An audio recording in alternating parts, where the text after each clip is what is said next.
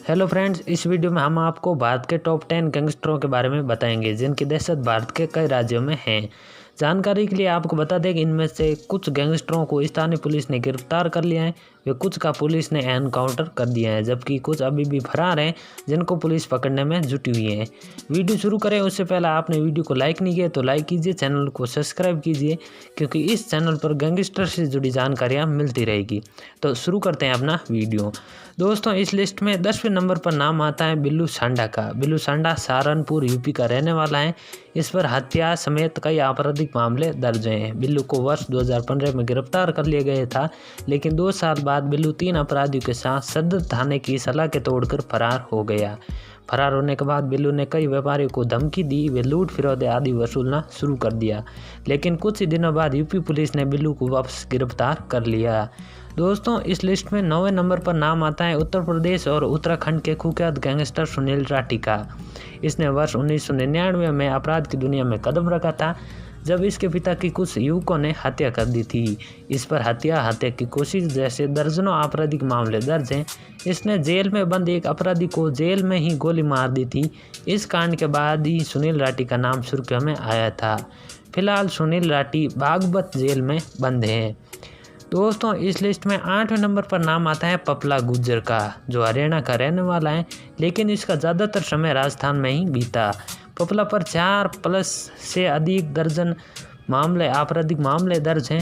पपला गुज्जर को हरियाणा कोर्ट में पेशी के लिए ले जाया जा रहा था, तभी उसकी गैंग के गुर्गों ने पुलिस पर फायरिंग कर दी। पपला को छुड़ा कर ले गए। कुछ समय बाद पपला गुज्जर अपने साथी का बदला लेने के लिए अलवर आया, जहां पुलिस ने उसे पकड़ लिया, लेकिन सुबह ही पपला गुज्जर के साथ उन्हें थाने पर फायरिंग कर पपला को वापस छुड़ा कर ले गए। पपला पर 4 लाख रुपए का इनाम भी घोषित है।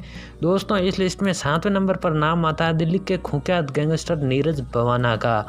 इसे फिरौती का किंग भी कहा जाता है। इस पर लूट, हत्या, फिरौती आदि, हत्या की कोशिश आदि के करीब 40 से भी अधिक आपराधिक मामले दर्ज हैं। इस पर पहला मामला हत्या का है, जो कि वर्ष 2004 में जब ये नाबालिग था तब किया था। इस पर ज़्यादातर मामले फिरौती के हैं, लेकिन फिलहाल ये दिल्ली की जेल में सज़ा काट रहा है। दोस्तों, इस लिस्ट में 6वें नंबर पर नाम आता है पंजाब के कुख्यात गैंगस्टर सुक्का कहलोन का। सुक्का का ज़्यादातर समय पंजाब के करतारपुर के कलाव गाँव में बीता है। सुक्का पर हत्या समेत 50 से भी ज़्यादा आपराधिक मामले दर्ज हैं। दोस्तों, आपको बताते हैं कि सुक्का ने लव मैरिज की थी और अपनी पत्नी के साथ ऑस्ट्रेलिया चला गया था, लेकिन कुछ महीनों के बाद पत्नी के साथ हुए विवाद के बाद सुक्का वापस पंजाब के जालंधर में आ गया और यहीं से सुक्का ने अपराध का रास्ता चुना और अपराध दर अपराध करता गया। इसी दौरान सुक्का के दुश्मन भी बढ़ने लगे और वर्ष 2018 में 2 गाड़ियों में 15 से 20 लोग सवार होकर आए। सुक्का पर दिन दहाड़े गोलियों से हमला कर दिया, जिससे सुक्का की हत्या हो गई। दोस्तों, इस लिस्ट में 5वें नंबर पर नाम आता है पंजाब के रॉबिन हुड कहे जाने वाले रूपिंदर गांधी का। ये मात्र 22 वर्ष की उम्र में ही गांव का सरपंच बन गया था। गांव के लिए ये अच्छा लड़का था, लेकिन गांव के बाहर अवैध शराब की तस्करी, लड़ाई झगड़े आदि करने से बाहर के लोगों के लिए ये खौफ था। ये राजनीतिक लड़ाई में ज़्यादा सक्रिय रहने के कारण विरोधी दल के नेताओं ने इसे अपने रास्ते का रोड़ा समझने लगे और इसी तरह गांधी के दुश्मन भी बढ़ने लगे। आपको बता दें कि 9 सितंबर 2003 में इसकी बेरहमी से हत्या कर दी गई थी। गांधी को 5 सितंबर को अगवा कर लिया गया था और 2 गोली मारकर भाखड़ा नागल में फेंक दिया गया था। जब पुलिस को इसकी लाश मिली तो पुलिस ने चोरी छुपे इसका अंतिम संस्कार कर दिया, ताकि इसके चाहने वाले इसका विरोध ना कर सके। आपको बता दें कि गांधी की लाश को लेकर कई मतभेद हैं। पुलिस का कहना है कि उसकी लाश अभी तक मिली ही नहीं। रूपिंदर गांधी पर 2 पंजाबी फिल्में भी बनी हुई हैं।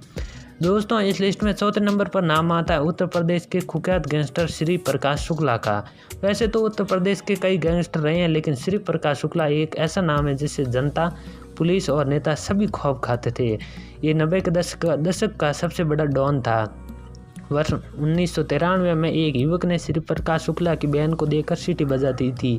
इस पर श्री प्रकाश शुक्ला ने उस युवक की हत्या कर दी थी और यहीं से श्री प्रकाश शुक्ला का पहला मामला शुरू हुआ। यहीं से श्री प्रकाश शुक्ला ने आतंक का रास्ता चुना और आगे बढ़ता चला गया। इसी प्रकार प्रकाश शुक्ला यूपी पुलिस और नेताओं का सिरदर्द बन गया। सरकार इससे निपटने के लिए एक स्पेशल टास्क फोर्स का निर्माण किया गया। इस फोर्स का पहला टास्क था श्री प्रकाश शुक्ला को जिंदा या मुर्दा पकड़ना। सितंबर 1991 को स्पेशल टास्क फोर्स ने प्रकाश शुक्ला को सुनसान इलाके में घेर लिया, लेकिन प्रकाश शुक्ला ने सरेंडर नहीं किया, वे फायरिंग की। तो जवाबी फायरिंग में टास्क फोर्स ने सिर्फ प्रकाश शुक्ला का एनकाउंटर कर दिया। दोस्तों, इस लिस्ट में तीसरे नंबर पर नाम आता है राजस्थान के कुख्यात गैंगस्टर आनंद पाल सिंह का, जिसके एनकाउंटर पर पूरे देश में बवाल मच गया था। आनंद पाल सिंह मूलतः नागौर के रहने वाले थे।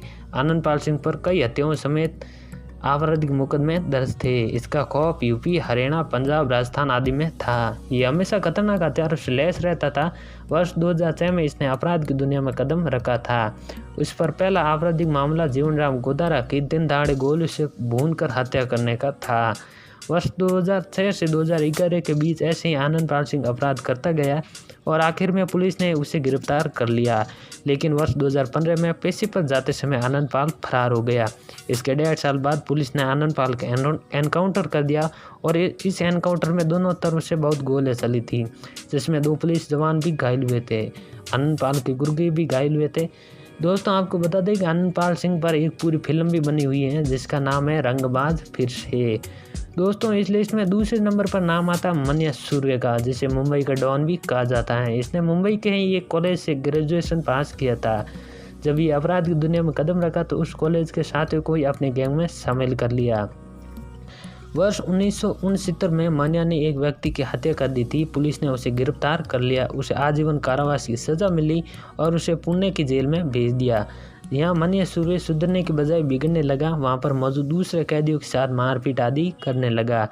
इससे जेल प्रशासन परेशान होकर मन्या सूर्य को रत्नागिरी जेल भेज दिया।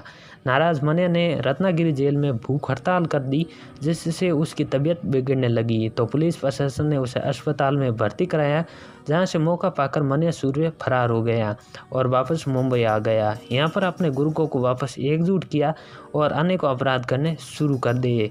मुंबई पुलिस इससे परेशान होकर मन्या सूर्य के गुर्गों को गिरफ्तार करने लगी और इसी बीच 11 जनवरी 1982 को मन्या सूर्य का मुंबई पुलिस ने एनकाउंटर कर दिया। दोस्तों, इस लिस्ट में सबसे ऊपर यानी टॉप पर नाम आता है विकास दुबे का, जो कानपुर यूपी का रहने वाला है, जिसके ऊपर 60 से भी ज़्यादा आपराधिक मामले दर्ज हैं। विकास दुबे का नाम तब सुर्खियों में आया जब यूपी पुलिस उसे गिरफ्तार करने गई तो यूपी पुलिस पर फायरिंग कर दी और फरार हो गया। इस फायरिंग में यूपी पुलिस के 8 जवान शहीद हो गए थे। इस फायरिंग के बाद यूपी पुलिस अलर्ट पर आ गई। जो विकास दुबे पहले 25,000 का इनामी बदमाश था, वो रातों रात 5 लाख का इनामी बदमाश बन गया।